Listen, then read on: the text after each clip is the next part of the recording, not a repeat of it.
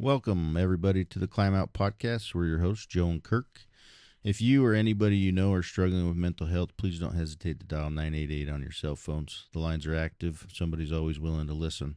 Well, today we got a special episode. We have some guests with us today, and we have Tony from Beacon Recovery Center, right? Yep. And we have Sarah Kapos from Harvey the Bus and Own It SLC. Well, she actually works for Beacon as well. Oh, she's an employee at Beacon. Yeah. Steve, and this is some questions that I wanted to ask, right? Like, what do you do for a living, Sarah? I talk to people for a living. That's my job. Okay. I talk to people. I encourage creativity. I mean, technically, yes, I do work with Beacon Recovery doing outreach, and podcast is a big part of that, which I absolutely love. I get to meet incredible people like yourselves every week. Every week I get to learn new ideas, have new conversations. And so that is a new thing for me. It's been 2 months, I think, right? 2 months? How did you guys meet? Oh, Tony loves to tell this story. Oh, let him tell it. So, because there's no accidents. That's why. Agreed. Right? We had a show for mental health, I guess. What was it? What was it? It was the fall conference down in St. George on substance use and mental health.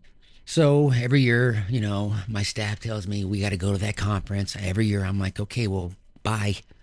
Right? I'm never going to that thing ever. But for some strange reason, I was told to go. Who told you? God told me to go. So I did. And I'm like, okay, I'm just going to, see what happens and see what comes. And so I'm just kind of milling around, handing out cards and getting cards from people. And I like coffee. So I was over at the coffee house. So there wasn't a whole lot of a place and there wasn't a lot of people. Right. And so I'm looking down at this table, right, doing my coffee because, well, I got to girthy my stuff up. I admit it. Yeah. Just say, there, I said it and I own it. The foo-foo coffee. Yeah. I girly it up. And so I'm doing that and I see this pair of boots kind of come into my frame as I'm looking down at my coffee. And I'm like, dang, I'm a boot guy. You saw those boots? Yeah, I seen them. Those are cool boots, weren't they? They are cool. I haven't got the courage to move into the boot world. You can get some groovy ones in those, and I got more like them. Nonetheless, I'm a boot guy. Well, I see these boots come into the frame, and I just followed it up to her face. And then I felt her energy, and I'm like, whoa, the energy. I'm going to get this girl to work for me. You know what's crazy? Yeah. Is I got a similar story of how I met Sarah. It was that gratitude dinner, right? Oh, yeah. And like I work early. Like I get to work 3:30 in the morning. We're on the road by 4. And so this was a Thursday night for the gratitude dinner. And it was, 7 o'clock. And I go to bed at 7:30 on a regular basis. Something was telling me like, I don't want to go to this thing. And then there was something in the back of my mind. Well, just go, something, it's free food, and you get to have some gratitude for the work that you've been volunteering with. Right. And I got there and I ran into this guy and his name's Ron and he's currently a student at TOSA, but I was best friends with his brother. And his brother had committed suicide back in, I can't remember, 2004 maybe. And just ran into him, right? Like finally he's doing good and something was pushing me to get there. Well, that's the night I also ran into Sarah. And that's how we became pod swappers. Yeah. I didn't want to go to that dinner either. Yeah. I think it was raining and I was so cozy at my house and I was like, no, you need to go. And I was late. I think I caught you on your way out. Yeah. Yeah. Yeah. So wonderful. Similar, right? Yeah. It's a good thing we're all listening. Yeah. Those voices get louder too. Right? Yeah. Well, did you hear It's a good thing we're all listening.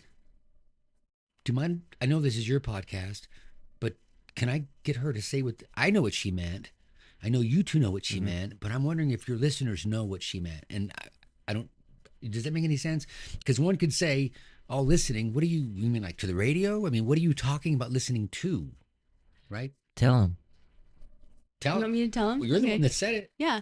Well, it's listening to your intuition. And when I was in early recovery, I went through this phase where I was not certain, or I had this question, well, how do I know if it's my intuition or my fear? Because sometimes intuition and fear can seem like the same thing. And what I have learned by listening for quite some time now is that the intuition is sure of itself. The intuition actually isn't afraid. The intuition is a calm, steady, and it will just, hey, it will just invite you. And you may react to that with fear. Like you may receive that and be like, oh, no. Like, or like you might be afraid, but the intuition itself is not afraid.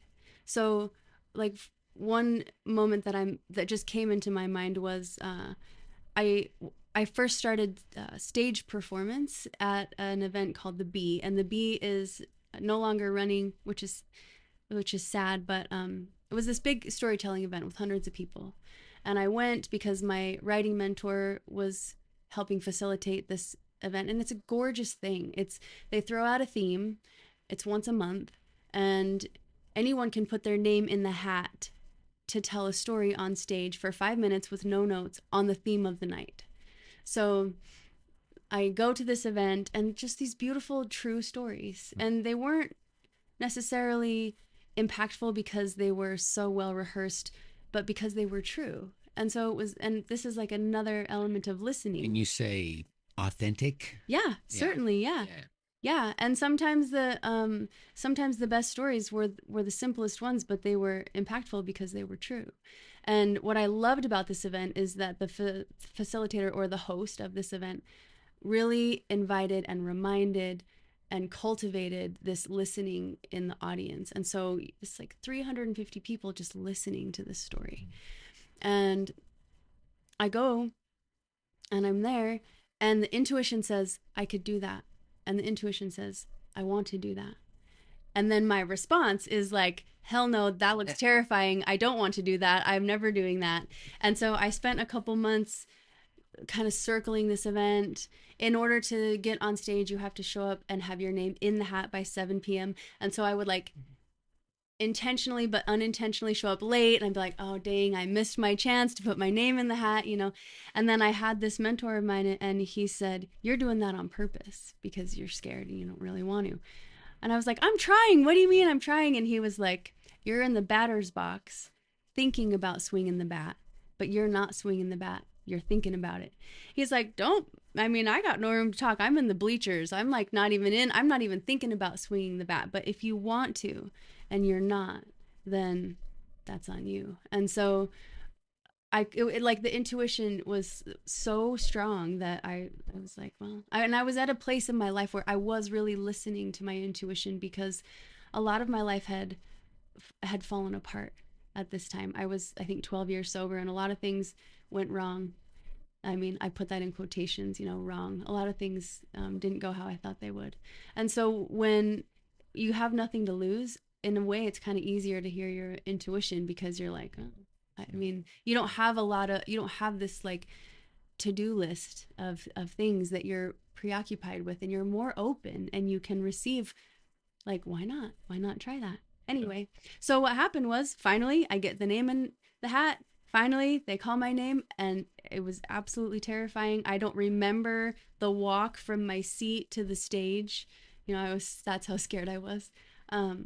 But the feeling of being able to share openly a story that I cared about was absolutely phenomenal, and it changed my life. I just want to give you the Reader's Digest version of what she just said, so you can understand it a little clearer very quickly. What she did was get in her ego and in her head. That's when she was in the batter's box, right? What she ended up doing was coming from a place of love, which was her heart. And when she got out of her head and got into her heart, everything fell into place. Mm-hmm. I think I just said what she said, but I said it a lot quicker, right?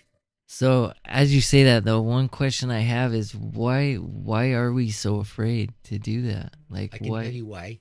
Because we live in our heads, right? What wolf are we going to feed? Are you familiar with the wolf story? Grandfather is saying, how do you believe? What do you believe? In other words, what grandfather says to the grandchild, right? Are you going to believe the wolf of lies, which is always whispering and it's always telling us, no, you can't. Mm-hmm. Because we were taught these limiting beliefs from when we were kids most of the time because our parents did what they did. They didn't know any better, right? But we were told we aren't good enough, okay? And we believe those limiting beliefs because that's all we're taught. Then when we stop, and who's going to win? Whatever wolf we feed, right? There it is. Or we can believe the wolf of love, which is acceptance, which is patience and virtue and truth and authenticity. When she got out of her head and got into her heart, she was feeding the wolf of love. Mm-hmm. And once she did that, everything fell right into place. But we get stuck in our ego and we get stuck in our heads, and it rattles around over and over and over, and we believe it, right? Well, it stops us from doing so much. It stops us from doing almost everything. It hinders us. And furthermore, with reference to what we do at Beacon Recovery, it encourages you to find your answers from external circumstances, because that's what we do. I'm going to be happy when I get that car, mm-hmm. the lovely home, we get a wife. She's going to make me happy. It's going to make me happy. That's the wolf of, lies, okay? Mm-hmm. Because it isn't. What is going to make you happy, right, is coming from a space of love with your heart. It's always been there. We think it's external circumstances that make us happy. It's our internal circumstances. It's always been there. It always will be there. But a lot of us see it so backwards. And even now, I know what you're saying is true, but still I find myself having a hard time just doing that. Like even before we started today, I was like a little nervous. Yeah. Like, why? Like, I know who these people are and I know why I'm doing it, but it's just. So many people think, like, say, for instance, who's the greatest basketball player that ever lives? Michael Jordan. Agreed. Okay. But there's some knuckleheads out there that think it's LeBron James. And we know that those people are all full of shit. But nonetheless, they have their opinion. But him, Tiger Woods, Larry Bird, they practice. Venus Williams. But all of them, they practiced. We, as human beings, get to practice daily. And we also get to recognize there is no such thing as an accident. There is a purpose for every single thing that happens in your life. We think it's insignificant, but it isn't. If it was insignificant, it wouldn't have happened in your life. Mm-hmm. There are no accidents. Everything is an opportunity for us to learn, to be better yesterday than we are today. But it's so easy to look at the wrong side of the coin and be like, oh, my life is going terrible and my life is this. Why does this keep happening to me? Yes. But I love that you say that, though, because at the end of it, there's the other side of the coin too, where you can flip it and be like, well, I'm gonna make this worth it. I'm gonna make this positive. Okay. So I did some training this weekend, right? And every night I'm there in the morning and I'm there till, 12, 1, 2 o'clock in the morning, right? I'm tired. And I'm where I'm at, and I live on top of a mountain above Heber City. I'm up there. It's a different ecosystem up there right now. I get home. Oh my God. It's probably 2:30 in the morning. I'm only renting this cabin. And I had some confusion because I didn't pay attention. But I had a consequence because when I got home, my heater wasn't on. Oh, no. I ran out of gas. Oh, no. Yeah. So I come home to that. Now, that's a negative situation, right? Absolutely. Is it? Yeah. Well, I don't know. Like if you look at it, yes, perspective. I get home. It's 35. My plant's going to live. I got a lot of plants. I don't know if they're going to make it. I have a wood burning stove. I had the fortitude to go buy a bunch of wood. So guess what I did? I was Johnny Appleseed, baby. I was making a fire. Yes. But I got to do some things differently. Okay. I got to heat some water up on the stove to take a lukewarm bath. because I didn't want to take a cold shower. No way. Oh, hell to the no, Especially dude. not up there. It's already stinking cold. I mean, I tried. But not only that, how much more are you going to appreciate having that heat on when you There go it is. next time? What you just said, right there. You just answered. You just said, but I got to really think about things differently because I was. It was an opportunity. It wasn't an accident that I was a knucklehead. I didn't know I was supposed to do that and transfer it from the owner to me. I didn't know, but I got to learn from that experience, right? And we get to learn from every single experience. And until we realize those aren't negative experiences, those aren't. There is no such thing as a negative or a bad. This is just me speaking in my authenticity. There's no such thing as a negative or a bad situation. Everything is for our betterment, and there are no idle moments in this life. There are none. None. Yeah, I think a lot of them are moments, teachable moments, right? 110%. Yeah, because like Yes. if we're doing something that's out of our norm, and it's presented itself for us to do, then it's a learning Yeah. moment for us. Oh my gosh. Right? So, same mountain. I get up and go to the gym in my car. It's peachy. I drive down, I drive into Heber, I go to the gym. I come out of the gym and I'm in a fucking blizzard. I'm thinking this isn't going to do. Well, sure as shit, when I got to the base of the mountain, I'm not taking my car up that shit. Oh, hell to the no. Now, I'm in shorts. I've already worked my ass off at the gym that morning. I'm already spent. Now I've got to walk 5 miles-ish. Oh, in a blizzard. Cars driving by. Negative situation, right? Not good. You would think. Right? Did you find your way out? I walked up to I've got a truck up in my cabin that happens to be full drive. It's a little taco. Remember we talked about, Yeah, so I did. walked my happy ass up the mountain. Bet you it's a beautiful walk. When I'm catching those deers and they're looking at me like, what do you do? What? Because it's a blizzard, right? But it was beautiful in the sense that I came to some realities. I came to some places in my life. That was an opportunity served up to me to look at me, because I'm not doing anything other than focusing on pacing myself, right? Because I'm not stopping, right?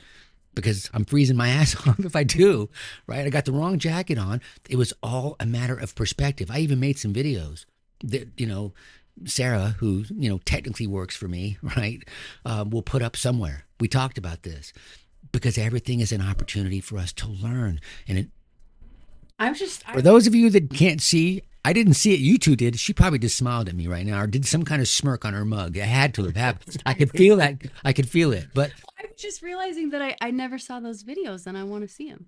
oh, now she wants to see them.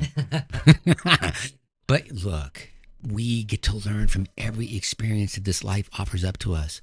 Yeah. What was the biggest lesson you got out of that? The walk, Mm-hmm. to be grateful that I'm actually able. So I'll tell you, that's a great question. I'm walking up and every time it's one of those things where the next hill is going to be the one, but I already know my journey, so I already know it's not. I know it's ahead of me, and it's, oh my gosh. And the last bit, I did hitch a ride for about 1.5 miles, I will say, in the back of a pickup truck because I couldn't get in his truck. That was an experience. But I'm walking up and I can hear this noise. Turns out it's a fella who is scraping, or he's that machine, snow blowing his machine, right? And well, his dog starts to give me the what for. Well, I'm not having that. So I stop and I'm facing off with that dog. Now this man walks up his driveway. We have a pleasant conversation. I had hoped he would give me a ride, but of course he was snow plowing and he couldn't. But as I was walking away, because this man was a little bit heavy set, I go to the gym with regularity, and I'm in pretty dang good shape where I can pull that off. After kicking my ass, when I go to the gym, I'm not just talking like people do. I'm in there working. So I was already spent. But guess what? I had more in the tank. I was grateful that I could actually walk and that I wasn't huffing. Because if I'd have been like that old man who was, he's getting a hotel or we're making other arrangements, sitting in, his car till the snow blows over. So what I got out of that was, I get to use it as a self-reflective moment. But I'm also grateful that I can actually walk. I can see those deer. I can feel the snowflakes hitting me on the face. I mean, simple things that I would have not experienced had I not had that opportunity teed up for me. Mm-hmm. Oh, when I got home, and I'm like, damn right, dude. Badass, baby. Right? I mean, don't get me wrong. I was spent, but I was so grateful that I had that warm cabin to get into, because at that moment I had my heat, right? But I was grateful. And that's what I learned to do, is to be grateful for all the moments, not just ones we think are good. Yeah. You know, like say a moment, you touched me, brother. You really did, man. Dang. Like a wife saying a prayer in a shower. Yeah. Are you, what? And then what happens after? Come on, man. Yeah. That was amazing. That is. And you get to, listen, you get to draw on that well for the rest of your life. That is your moment. And I'm thanking that you shared that with us. That was, wasn't it just beautiful? Just, I love you, man. Oh, I love you too. Dang, dude, you are bad. You really are. Yeah. Do you know what I mean? And you get to share those stories. And somebody's going to hear that. And then you're going to have a ripple. You already are. Yeah. Isn't it beautiful how this life serves us these things? To me, what's crazy is there's so many that see the coin on the other side. And Yes. like me and Joe talked about this before. We get to go to work. Wait. Hold on a sec. You were on the other side of that coin. Mm-hmm. I was. So were you, Sarah, right? Come on. So many, present company included. What we get to do is what we're doing right now, and having these conversations and saying that there's another way. And that way is inside of you. It always has been and always will be. You two have come to a place with whatever you've done on your journeys that has brought you to this place. And now you're, well, doing this just like we are. Mm-hmm. And that's all we can do, is share our stories, our experiences, and our successes. And I'm here to tell you that they have all been successes, even the ones you think are failures, because it wasn't a failure, right? It wasn't wrong. Yeah. It was an opportunity for you to learn. Yeah. Yeah. And if you listen to our podcast, we start out when we first get on with our wins and lessons, right? Because in all of the group meetings that I was involved in, they always start out with wins and losses. And I couldn't continue that because they're not losses, they're lessons. Well, may I suggest that it be cause and effect versus wins and losses. Cause versus effect, rather. Right? There it is. Because that puts it in a very authentic perspective. Cause versus effect. Okay? You going to feed that wolf or you're going to feed this wolf? There's no gray area here. Right. Okay? There isn't. And what's beautiful is when we, right, all of the people that are on this podcast have opened our eyes. It's a much easier way to live, but we're still learning, because that's what this journey is for. Which brings me to my next question. Okay. Because we're facing like 50 years of recovery in front of us, right? Like you two hold 30 and 20 years of recovery. Ouch. So my question is, how do you maintain for so long? I wanted to ask Sarah that because she was talking about like 12 years in, and you started to, I don't know if did you say you were falling apart or you were just struggling, or what was it? The friends were falling off, right? Well, a lot of things happened. I mean, the way that I describe it now is that I was released from marriage by a very enormous love. I had been married and in Alcoholics Anonymous. I don't know if I'm supposed to say that, so maybe you can edit that out. Anyway, I'm probably not. But I call it my disciple phase. I had been a disciple of just like following the rules, and it was a wonderful time. It was a wonderful time of study, of just like really learning the rules. And we all know what the rules are, be honest. if you cause harm, make amends as quickly as you can. Try to be of service. Pray. Let the awareness that your life as it is now is a gift, and just we can only keep the gift if we keep giving it away. These are the rules, and they're not exclusive to those of us in recovery. These are spiritual rules that people all around the world understand. And so I was learning that, and I would say I was rewiring, or like I was in training. And then I was released from that marriage. There was, the intuition I was describing earlier, it doesn't really come in words that I hear as someone speaking. It is a knowing of the entire body and spirit. And the knowing just said, no more of this. And I didn't even know what that meant, no more of this, but it was a death of the identity that I had. I left the house that I thought I was going to live in for the rest of my life, the partnership I thought I was going to have for the rest of my life. And then all these other things started falling away. I got fired from my job. I saw a lot of friends disappeared, and just, it was wonderful. It was an incredible year of my life. And it was so complete that I couldn't even argue with it. And I ran into a friend, and she looked at me and she said, "What happened to you? What is going on?" And I said, "It is so wonderful to be able to evolve, and I have everything I need." And I had nothing.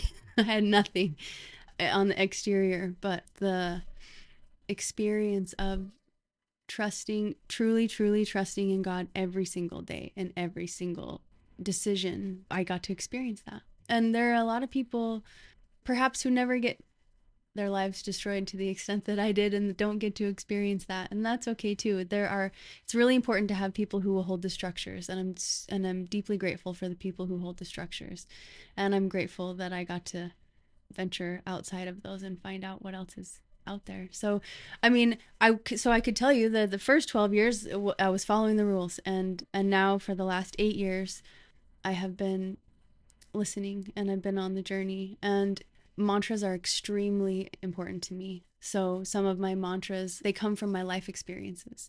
And I have 4 children, and it can be really hard to be a dreamer and have children, because it seems like they get in the way of your dreams. And so I was really frustrated, and I'm like trying to get this business off the ground, and I'm trying to make ends meet, and I have little kids, and I have one that's in gymnastics, and everybody, and they all hate me because, I just got divorced, and nope, and they don't understand. And I could go on and on, but the mantra that came to me was, they are the way. I thought they were in the way, but they are the way. And there were many, many times when it didn't seem like that was true, but the mantra was true. And so I kept with the mantra.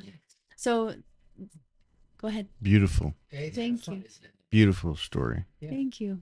Mantras are huge, right? Like, we need to have something that keeps us and centers us back to our core. Oh yeah, words are amazing, and prayer is amazing. Those 3 words could be just 3 small words, but what I love about, and I love words. It's my first love. Roads. She's a wordsmith. It's like, I can't even, it's funny because I become speechless when I try to tell you how much I love words, but what they can do is like in one word can embody an entire spirit of truth and understanding. One mantra, if it's your mantra, is infinite in what it means to you. So words they can mean everything, or they can mean nothing. That's why they call it spelling. Yeah. Well, Yeah. and the possibilities are endless when we consider the possibilities. Let me say that to you again. The possibilities are endless when we consider the possibilities. Endless. And it's right at our fingertips. We have everything. All we got to do is reach out and grab it. But we get in our way because we get stuck in our head. Hello. See, and I was just thinking that. So, like, right now, in this moment, I feel like exactly what you said is 100% true. But then as soon as, like, I step away and my little self-doubt starts to creep in, or that, the other side, the other wolf, if you would. Yeah. But no, I love that you told that, because I want people to understand that in recovery, you're still gonna struggle. You're still gonna have to fight. You're still gonna have to recreate yourself. You're gonna constantly be evolving, and I just don't want to give the false expectation that once you're in recovery, you're on it. But that's Well- when it begins. I feel like. Yeah. Well, so every day is, well, another day. I can say from my experience of 30 something years, right?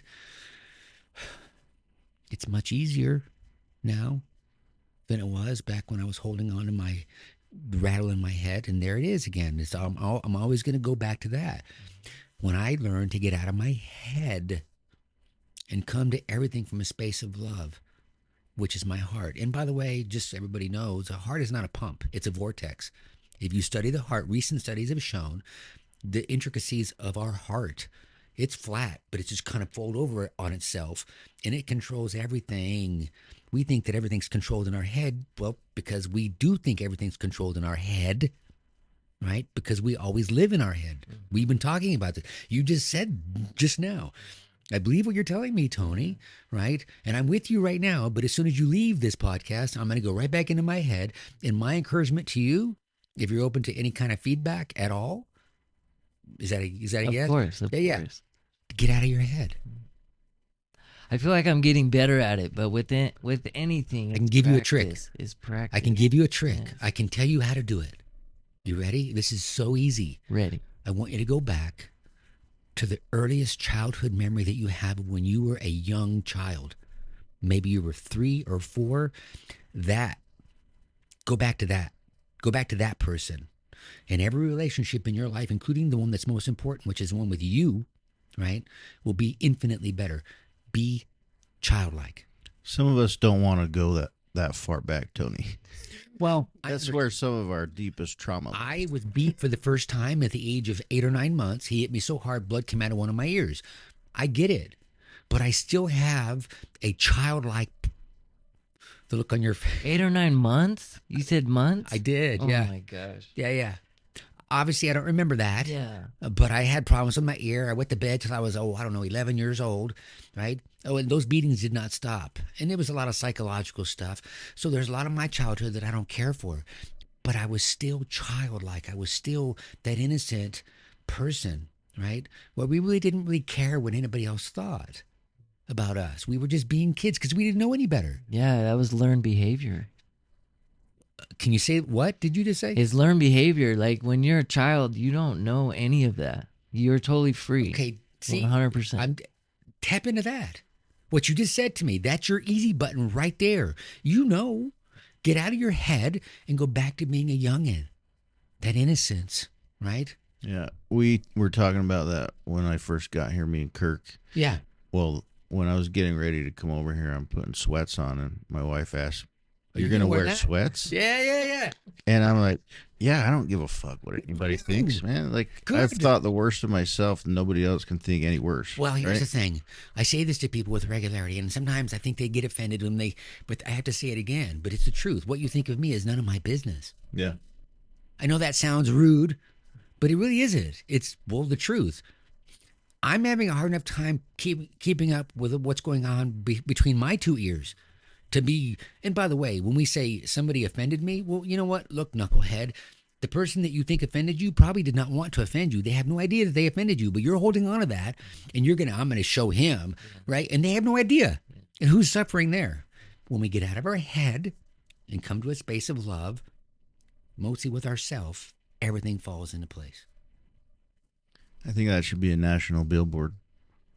They didn't know they were offending you, so let it go. Yeah, one of the 4 agreements is Don't take anything personal. yes. Yeah. But why is it then that all of us do that, or even the guy on the freeway that cut us off? We see. But here's the we see thing. this all the But time. did he? If we stop for a minute and consider his circumstances, is he going to a child in the emergency room? Once again, if we come to that from a space of love, then it creates a little bit more patience with that person. And we don't give a shit. I mean, they cut you off. How much is that going to affect me? because he cut me off. Well, I'm just going to slow my happy ass down and go the other way. I mean, seriously. Luckily, we are already driving at a safe speed because we're in a killing machine. But Yeah, well, yeah, 9 times out of 10 is probably not the case. But I get your point. yeah. You know, we don't know what somebody else is going through. Man, there's something inside their head that's caused them to do that. Well, and it could even be, you know, that they're driving with some road rage already, right? And it's not really them cutting us off, but it's somebody else that pissed them off. So then they're getting in front of us to get away from that person, whatever it may be. Yes. You know, and that's something that as professional drivers, we need to kind of keep on the forefront, right? Yeah. And just let them. Wait. You drive a semi? Yeah, we both do. Was that you that cut me off? Probably. Or was that you that was in the fast lane going like the same speed as the other truck? You sons of bitches. Most likely. Yeah. Yeah. I mean, life is so easy, but we make it so difficult. This is true. This is so true. Yeah. But like, why is that? Why is that? So we all know what we're supposed to do, but we get lost, we get dislodged, we get stuck in our head. Yes. And there it is. I know it sounds overly simplistic. Get out of your head and get into your heart with every single thing you do. I told a story on our podcast. True story. They were studying the people that jump off the Golden Gate Bridge. And at this point, 600-something people had jumped off. 40-something were unsuccessful. Oh, part of those folks, it talks about them because they prayed on the way down. And they got their prayer answered on the way down where they didn't, in fact, die. But this one guy, well, he didn't. And they went back to his house. There was a note on a table in his house someplace that read, I'm going to walk to the Golden Gate Bridge to kill myself unless, en route, someone smiles at me. I know what you just, the look, you're like, what? That's it? That's all it was going to take to save this man's life? Yes. Be kind. Love people you don't even know. Don't be afraid to smile. Don't be afraid to share and tell that person, you know what, dude, I like the way that hat looks flipped around backwards on your head, right? You know, I mean, don't be afraid to tell somebody, I love you. How does a grown man, tell another grown man that he loves him? Well, because I do. Don't be afraid to be kind to one another. Yeah, I think it needs to be normalized for men to be vulnerable. And there's a word. Right? Yeah. Talk to Brene Brown about that. I'm not sure who that is. Well, look her up. Brene Brown. Oh, I got a wife shaking her head like, yeah, dear, look at that lady. Yeah. She talks about vulnerability and shame and fear, right? And she's very good. I know I don't know if we're supposed to plug other people, but it's the truth. Absolutely we are. Yeah, Brene, I mean, yeah, we're getting oh, here we go. Go ahead. No. Sarah wants to chime in, so go ahead. Yeah, please. I do, because I mean, you're saying why? Like, why are we this way? Why do we do this? And I think there are legitimate reasons. So I was driving my teenage daughter to school. She's in middle school. And I can see and feel her guardedness. And I was trying to say to her, Pepper, you don't need to be that way. And because I wanted her to open up. What a cool name. Pepper? Yeah. I know. And she's very cool. She's like the coolest. But she said something to me and she was right. It shocked me, and I learned something in that moment, because she was like, Mom, like, yeah, I get it. Like at Yuma Street at home, Wait. How old is Pepper? She is 15. Okay. That's important. It is important. Yeah. And she said, you know, I can be open with you guys, but when I go to school, I can't be like that at school. It's not safe for me to be like that at school. And like you get made fun of. If you just go prancing around, like flaunting yourself, not caring what other people think, as a teenager, you will get socially massacred. That is true. Well, that doesn't stop. She's talking about at school. Now she's smelling my coffee breath, but I mean, it doesn't stop ever what she just talked about. Well, so she was right. And I thought about that a lot. And there are many reasons she was right. But one thing that as human beings makes us self-conscious. Now, if you can take the word self-conscious out of like the realm of good and bad, we're not deciding if it's good or bad to be self-conscious. It just is a state of being where we are conscious of ourselves. Animals, you could argue they're a less self-conscious because they're just like running on instinct. Yeah. They do have emotion, but that's a whole other thing. So as human beings, we are very self-conscious. And part of that self-consciousness is that we are aware of time. We are aware that the past occurred, and we are aware that the future is coming. And so part of what makes it really difficult for us to be in the now is that we are aware of time. And so we can't get lost in the moment because we know that the kids are going to come home from school. We know that we're going to have to pay rent on the first of the month. We know that if we don't go to work, we're not going to have money. We're not going to be able to feed ourselves. So part of what has taken us out of that more animalistic living is our awareness of time. It's what's allowed us to evolve and grow so much because we're able to think ahead and be like, okay, I'm going to build a house and this is what I'm going to need to build a house. We can plan. So it's wonderful on one end, but it can run away with us on the other, where we are always in the future. We are always in the plan. We are always trying to progress. We are always trying to have more or whatever. Yeah. So there are legitimate reasons. It's like, we are not children. We are responsible for children. Yeah. So we have to plan. Yeah. So these are some of the reasons. Like, our self-consciousness isn't misplaced. Yeah, it sucks. It has to be that way though. Like you can't go to school and feel like you can be yourself. Like she said, exactly. She can come home and then be herself, and she's safe there. And it's sad, but I love that you brought up time, because I was thinking about things that we could speak today, and I think we've hit on it a couple times now. Like, say you had 30 days left in this life, like what would be important to you? Like really, what would you be doing? What would you be saying to others? Would you be worried that, oh, he might not think I'm cool if I wear my hat like this? Wait. Like, Hold on a sec. Okay. Why don't you just do that? Why don't you just, because you know what? Tomorrow's not guaranteed. that's right. There are no guarantees you're going to get tomorrow. You can get that big fancy truck of yours, God forbid, or, you know what I mean? How about if what you just said, because that's what I do. This is a gift. This day, this breath, it's a gift, and it's not guaranteed to be here. So what I choose to do is go through every single day as if it is my last day, because you know what? Damn, this beautiful body you see before you, it is going to die. There's some ego for you right there, but there are no guarantees. 30 days, try 10 minutes.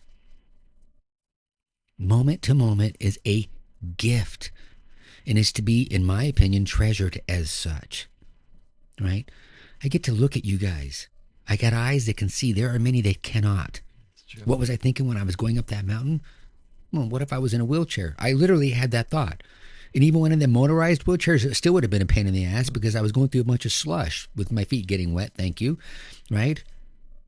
But I could walk. I mean, it's a gift.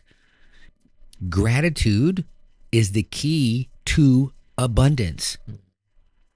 I am beyond grateful for this life that I have. This opportunity to hear these stories that have influenced me. Yes, your story touched me, right? And I'm sure anybody else that hears it, just like mine does and Sarah's, everybody's got their story. Like that play or that thing. You get up on the stage for 5 minutes, right? I don't know what she talked about. Apparently she doesn't either, right? But whatever she said, I bet it was profound.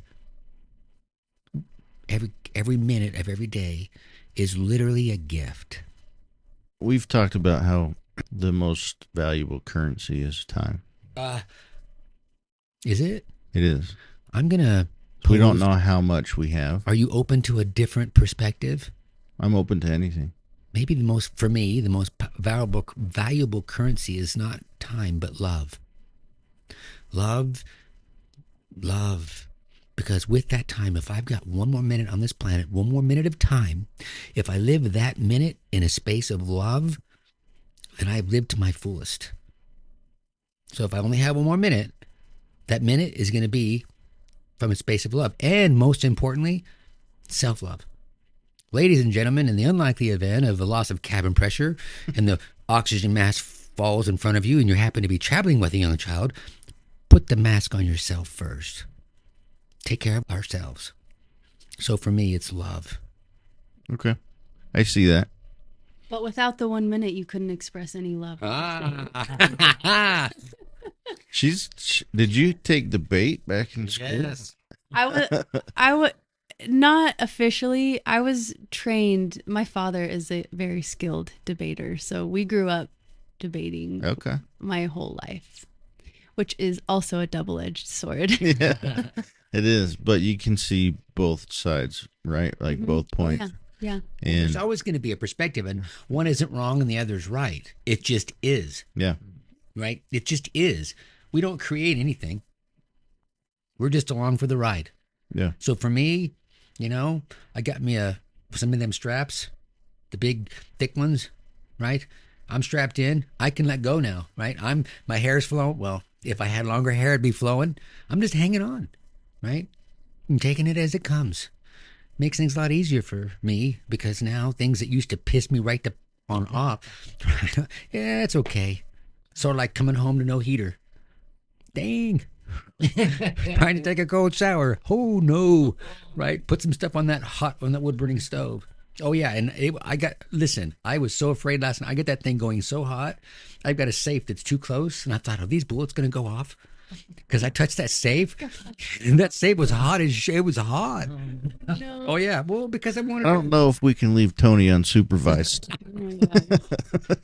I do want to say one more thing you guys were asking about, like long term, right? Like being in recovery for a long time, and definitely service is an integral part of that for me, and one of the ways that helps me get out of my head is I believe in what I'm doing more than I believe in my fear. And one of the things I have learned recently is maturity comes when I am not only concerned about my own suffering, but that concern extends out. So I become concerned about the suffering of others. Not just like aware of it, but like actually take it on as something that is my responsibility because I care. Not because anyone told me that I'm supposed to, but because there is a heart expansion that happens as you mature to where you can actually feel and care what other people are going through. And I just read In the Realm of Hungry Ghosts by Gabor Mate, and it's all about addiction, and it's a beautiful, very compassionate story. And at one point I had to put the book down and just cry because of how very real that it was and how much I cared. And so I think one of the other reasons, and I know we got to wrap up, but I think one of the other reasons that we get held back is because sometimes, like in that moment, we can perceive the vastness of things. Like I was reading that and I was like, oh my God, like this is enormous. The suffering of people in addiction is enormous, and I feel small. And so it can feel daunting to do anything about it, because what can we do? Like the Southern California coast is on fire. Like thousands of people are losing everything they have. And Wait. I care about that. No, they're not. There he goes. I care about that, but what can I do? Like what can I do?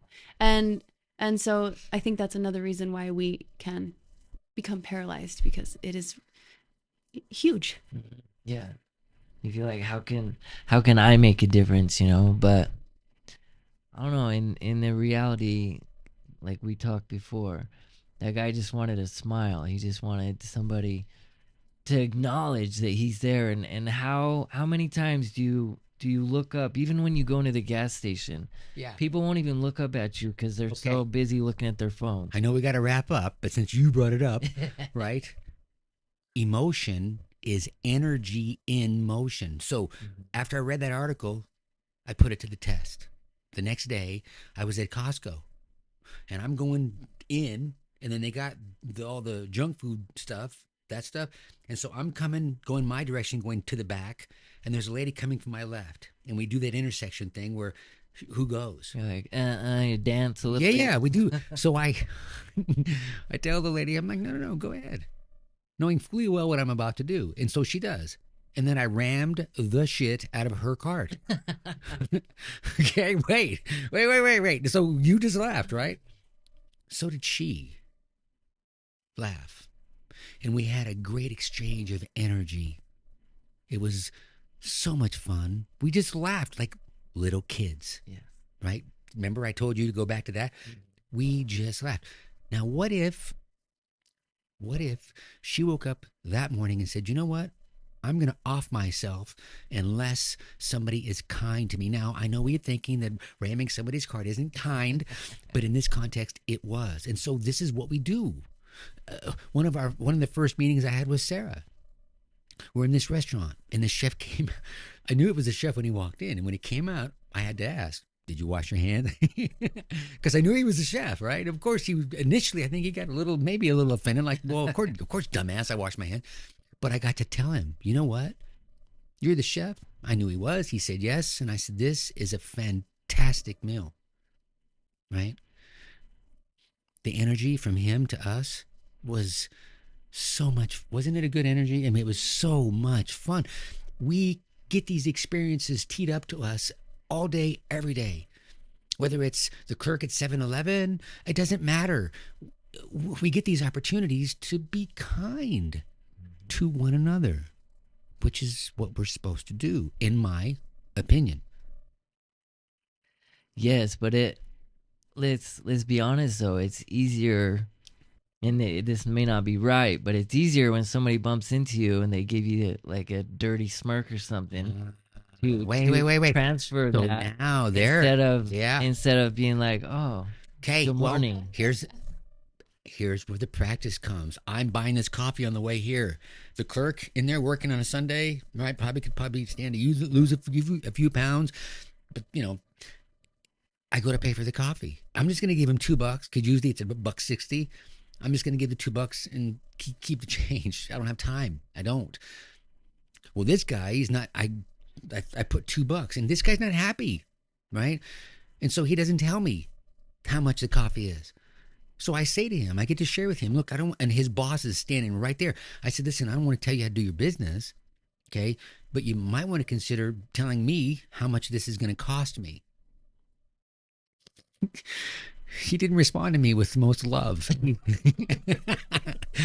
But I got to love him and thank him as I'm walking out the door. It was $1.09. He said it with such lack of love while I'm at the door, and I got to share with him. I looked him square in the eye, and I'm like, you know what? Thank you for sharing that. Have a great day. In the face of him being a total but that takes practice. Yes, no, absolutely. It takes practice. I mean, I don't hate to. I get to share with you. Turn the other cheek. It means something. Mm-hmm. Yes. It's just hard nowadays. It is. It seems like everybody's so on edge. Jaded. They're so just ready to any little bit, anything you do to offend me, I'm after you. I'm coming. Oh my gosh, you should have heard Sarah this morning on the phone. Man, she was one of those people with me earlier. Right? She was, yeah. Yeah, well, she was trying to get you to fulfill your commitment. Right. Okay. I was 5 minutes late, but in my defense, it took me multiple passes to get out of my driveway. Oh. Well, and you drove very far, so we're very thankful you guys made it. Very, very thankful. Yeah. So we get to do this again. You get to come back Absolutely. on. We only had the one podcast with you. We got to do this again because we got more to talk about. Agreed? Agreed. Like the whole thing. You guys come to us. We'll come back to you. Right? What are you doing next week? I'm not kidding. Yeah. So this has been fun. Yeah. Yes, I'm loving this pod swap for sure. So, since we are in wrap up, is there any last thoughts that you'd like to share? Thoughts of encouragement for our audience? I have one real quick. I heard this yesterday. How do you keep an idiot in suspense? He just did. Isn't that funny? I mean, you guys aren't idiots, but it was a funny joke. Yeah. Went over my head. I guess I need to I don't know. I thought too hard into it. I heard that yesterday when I was doing some training, and this guy shared it with all the people that were staffing this training. And he got and we were like, "Oh my gosh, it was so funny." I guess you had to be there. But anyway, any final thoughts, Sarah? Well, I just want to say to you guys, I want to share one of my mantras with you, and that is just keep going. Yeah. Just keep going.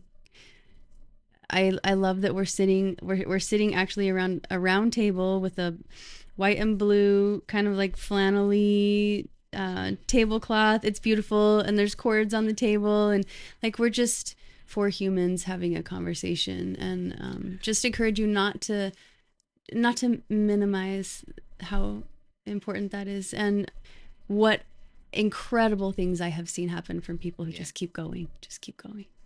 With four very real people.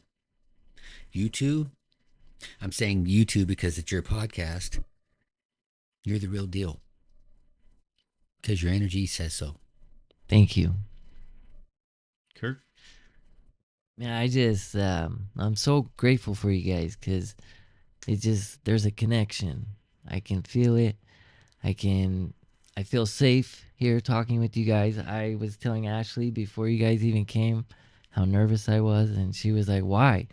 And I don't know. It's just something that I do to myself. It's something I was like, well, how are we going to set up the cameras? How are we going to do this? And, we didn't even get to set up the cameras, but that's okay because we still had a connection.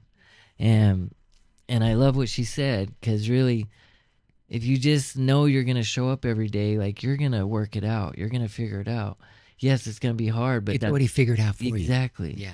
But I feel like sometimes that's the hardest part, is just getting yourself here, getting yourself wherever it is you need to be, work. Just like Sarah said. Anywhere. One foot in front of the other. Yes. And never, ever stop doing that. Yes. Yeah. No. But since you brought her up, this is a keeper right here. Yeah, who am I pointing at? This is Ash over here. And she is a keeper. She's been on our podcast. And not only that, she's a Sudsy. We know how much you love the Sudsies. But no, she's your prime example of success in recovery. Well, I can tell you why she's successful by looking at her. She's got some really good energy. She's successfully happy. Look at her face. I mean, look at her. Putting her on the spot here. She's over there smiling from ear to ear. She's happy. That, to me, that's the makeup. That's success right there. Not how much money you have. Okay, how are you happy? And she is happy. Yeah. So I just want to give flowers where they're deserved, right? And there's a lot of frontline workers out there in this recovery world. And with my job, I get to be out in the world on a daily basis and talking to people. And since your podcast that we were on last week, I got to talk to somebody out there on my route, and she's in recovery. And she shared with me a podcast that she was on, and it's All My Friends Are Felons, right? And I've won her over to come be a guest. And you asked me last week, like, who do you have planned to come on your podcast, like, going forward? And so she's going to be one of them. Next week is somebody I've met one time, so it's going to be like a get-to-know-you session. But the frontline workers in recovery are doing their job, and it's successful, regardless if they keep stats or not, right? But there is some success happening, and so I'm giving my flowers away. I thought he was going to give flowers to Ashley. And she gets flowers all the time. Okay. Not physical flowers, but I'm very proud of her. I am very proud of her. With that, in conclusion, to our audience, you are enough, you are worth it, and there's always a way out if you climb